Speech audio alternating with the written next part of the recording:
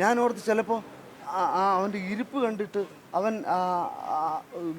ഇപ്പോഴെന്തെങ്കിലും ചെയ്തതാണെങ്കിലോ, നമുക്ക് എന്തെങ്കിലും ഹോപ്പണ്. ഞാൻ ഓടിപ്പോയി കെട്ടിപ്പിടിച്ച് മോനെ മോനെ എന്ന് കുലുക്കി വിളിച്ചു. അപ്പോഴത്തേക്കും അതിനൊക്കെ എത്രയോ മുമ്പ് അവൻ പോയി കഴിഞ്ഞിരുന്നു. ഈ ഫുഡൊക്കെ കഴിഞ്ഞതിന് ശേഷം പിറ്റേന്ന് ഇന്ന് ഇവിടെ സ്കൂളിൽ വരണമല്ലോ, അതുകൊണ്ട് എൻ്റെ സിസ്റ്റർ മോനോട് ചോദിച്ചു, മോനെ എന്താണ് വിഷയം, എന്താണ് വിഷയം? അപ്പോഴാണ് അവൻ ഈ കാര്യങ്ങൾ പറയുന്നത്. അപ്പോഴും ഞങ്ങൾ ഈ പ്രശ്നം തണുപ്പിക്കാനാണ് നോക്കണേ. അപ്പോഴും പറഞ്ഞത്, അദ്ദേഹം ഒരു പ്രായമുള്ള ആളല്ലേ, അത് നിനക്ക് ക്ഷമിച്ചുകൂടായിരുന്നോ? ഇത് കൂടെ കേട്ടപ്പോൾ അപ്പോഴാണ് ഞങ്ങൾക്ക് ശരിക്കും മനസ്സിലാകുന്നത് ഇവിടെ നിന്ന് കിട്ടിയ ഡോസ് അത്ര ചെറുതല്ലാത്ത ഡോസായിരുന്നു എന്ന്. അവന് ഈ ഒരു 16 വയസ്സുകാരന് താങ്ങാൻ പറ്റുന്ന ഒരു ഷോക്കല്ല ഇവിടുന്ന് കൊടുത്തു വിട്ടത്. അവന് വേറെ കുടുംബ പ്രശ്നങ്ങളൊന്നും ഉള്ള ആളല്ലല്ലോ അവൻ. അപ്പോൾ പറഞ്ഞത്, നിങ്ങളും എന്നെയാണോ കുറ്റപ്പെടുത്തുന്നത്? കാര്യം നമ്മുടെ മക്കളെ നേരായ വഴിയിൽ പോകാൻ വേണ്ടിയിട്ട് നമ്മളങ്ങനെ പറയുന്നത്. കാര്യം അവൻ ചെയ്തത് ശരിയാണെങ്കിൽ പോലും നീ ചെയ്ത് തെറ്റായിപ്പോയി എന്ന് പറയുന്ന കൂട്ടത്തിലാണ് ഞങ്ങൾ. കാര്യം അവൻ വേറൊരു ഫോൾട്ടിലേക്ക് പോകാതിരിക്കാൻ വേണ്ടിയിട്ട്.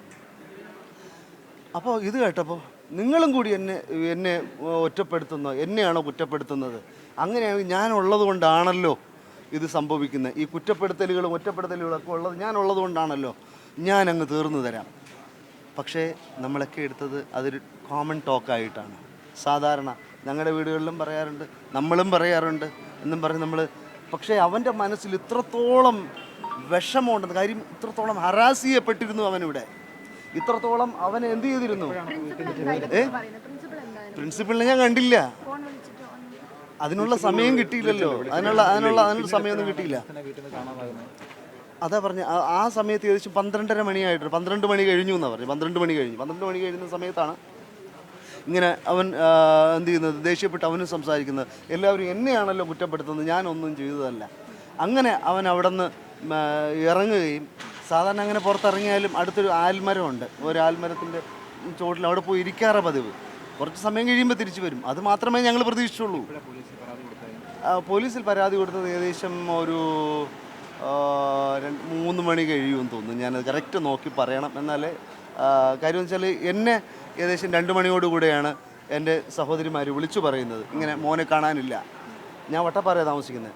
ഞാനും എൻ്റെ വൈഫും കൂടി അവിടെ നിന്ന് വേഗത്തിലൂടെ വന്ന് ഞങ്ങൾ മാക്സിമം അതിന് മുമ്പ് തന്നെ എൻ്റെ സഹോദരിയും എൻ്റെ ഒരു അയൽവാസിയും ഒക്കെ ആയിട്ട് അവർ അന്വേഷിക്കാൻ പറ്റുന്ന സ്ഥലങ്ങളിലൊക്കെ അന്വേഷിച്ചു ഇവനെ. എന്താ ഞാൻ അതിലേക്ക് വരുന്നത്. അപ്പോൾ അവരെല്ലായിടും പരിശോധിച്ചു, പക്ഷേ അവർ സ്കൂളിൽ വന്നില്ല. കാര്യം ഈ രാത്രി ഇതിനകത്തേക്ക് അതിക്രമിച്ച് കയറി എന്നുള്ള വേറൊരു പ്രശ്നം ഉണ്ടാകും. എല്ലാം പൂട്ടിയിരിക്കുന്ന ഇതാണല്ലോ. അങ്ങനെ ഞാൻ പോലീസിനെ ഇൻഫോം ചെയ്തു. അവർ വന്നു. അവരെല്ലാവരും ഞങ്ങൾ അവൻ്റെ ഒരു ഫ്രണ്ടിൻ്റെ വീട്ടിൽ പോയി കാര്യങ്ങളൊക്കെ അന്വേഷിച്ചു. പക്ഷേ അവരും പറഞ്ഞു, അങ്ങനെയാണെങ്കിൽ രാവിലെ ഒന്നുകിൽ വന്നേക്കാം. വന്നില്ല എങ്കിൽ 7:30 ആകുമ്പോഴത്തേക്ക് സ്റ്റേഷനിൽ വന്നാൽ മതി എന്ന് എന്നോട് പറഞ്ഞു. വീണ്ടും ഞങ്ങൾക്ക് ഒരു സമാധാനം. ഞങ്ങൾ അവിടെയൊക്കെ അന്വേഷിക്കാനും വിളിക്കാനും ഒക്കെ പറ്റുന്നിടത്തൊക്കെ വിളിക്കുകയാണ്. അങ്ങനെ രാവിലെ ഞാൻ വീട്ടിൽ നിന്ന് ഇറങ്ങി. ഞാൻ ഓർത്ത് ചിലപ്പോൾ സ്കൂളിൽ വന്നിരിക്കാം, അവൻ്റെ വിഷമം സ്കൂളിൽ നിന്നാണല്ലോ, സ്കൂളിൽ വന്നിരിക്കാം. അവൻ ഏതെങ്കിലും ക്ലാസ് റൂമിൽ കിടന്ന് ഉറങ്ങുന്നുണ്ടാകാം. അല്ലാതെ വേറൊന്നും ചിന്തിക്കാൻ നമുക്കില്ല. അത്രയും മാക്സിമം നമുക്ക് പറ്റുള്ളൂ. അവൻ ഉറങ്ങുന്നുണ്ടാകാം. ഞാനിവിടെ അതിൻ്റെ ബാക്ക് സൈഡിൽ ഇതുവഴി വന്നപ്പോഴത്തേക്കും ഗേറ്റ് പൂട്ടിയേക്കാം. ഇതൊരു റൗണ്ട് അടിച്ചിട്ടാണ് ഞാനിവിടെ വന്നപ്പോഴത്തേക്ക് ആ ഗേറ്റിൻ്റെ ഒരു പൂട്ടിയിട്ടില്ല, അതിൻ്റെ കൊണ്ടി മാത്രമേ ഇട്ടുള്ളൂ. അതുവഴി ഞാൻ തുറന്ന് കയറി ഞാൻ ഈ ഹാളിൽ വന്ന് ഞാനിവിടെ നിന്ന് വിളിക്കുക, മോനെ എന്ന് വിളിക്കുക. ഇവിടെ എല്ലായിടും നോക്കിയിട്ട് കാണാനില്ല. ഞാൻ ബാക്കി ക്ലാസ് റൂമുകൾ പൂട്ടിക്കിടക്കുക. അപ്പോൾ അതിനകത്തില്ല എന്ന് എനിക്കറിയാം. ഓപ്പണായി കിടക്കുന്ന ഈ കാണുന്ന ബിൽഡിങ്ങിൽ ഞാൻ ഓരോ ക്ലാസ്സിലും കയറി ഇറങ്ങി വിളിച്ചു, മോനെ എന്ന് വിളിച്ചു. മക്കളെ നീ എവിടാ വാടാന്ന് പറഞ്ഞ് വിളിച്ചിട്ട് ഒരു മറുപടിയില്ല. എന്നിട്ട് അതുവഴി ഞാൻ ആ ക്ലാസ് കറങ്ങി കഴിഞ്ഞിട്ട് അതുവഴി ഇങ്ങനെ ഞാൻ ആ ബിൽഡിങ്ങിലേക്ക് മോനെ എന്ന് ഉറക്കെ വിളിച്ചു വരിക. ഞാൻ മാത്രമേ ഉണ്ടായിരുന്നുള്ളൂ. ഞാൻ ഉറക്കെ വിളിച്ചു വരിക. അധികം ദൂരം എൻ്റെ മോൻ എന്നെ അലച്ചില്ല കേട്ടോ. അധിക ദൂരം എൻ്റെ മോൻ എന്നെ അലച്ചില്ല.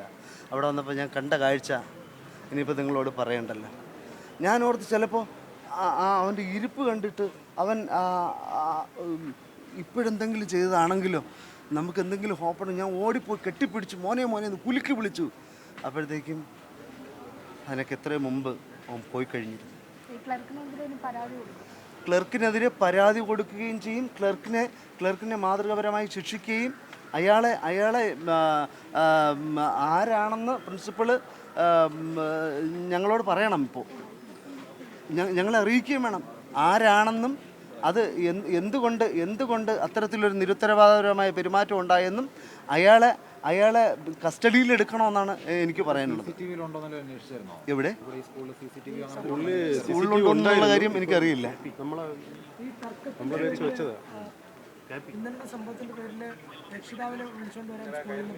പറഞ്ഞിരുന്നു അതാ പറഞ്ഞു. ഇന്നലെ കഴിഞ്ഞതല്ലേ, ഇന്ന് വരാൻ വേണ്ടി ഇരിക്കുകയാണ്. അപ്പോൾ വേറെ ഒരു തരത്തിലുള്ള ബുദ്ധിമുട്ടോ മാനസിക സംഘർഷങ്ങളോ ഒന്നും തന്നെ എൻ്റെ കുഞ്ഞിലില്ല. 16 വയസ്സുകാരന് എന്നാ സംഘർഷം ഉണ്ടാവുമെന്ന് നിങ്ങൾക്ക് മനസ്സിലാവുമല്ലോ. അവനെ മരണത്തിലേക്ക് തള്ളിവിട്ട് കൊലപ്പെടുത്തിയതാണെന്ന് തന്നെ ഞാൻ പറയും.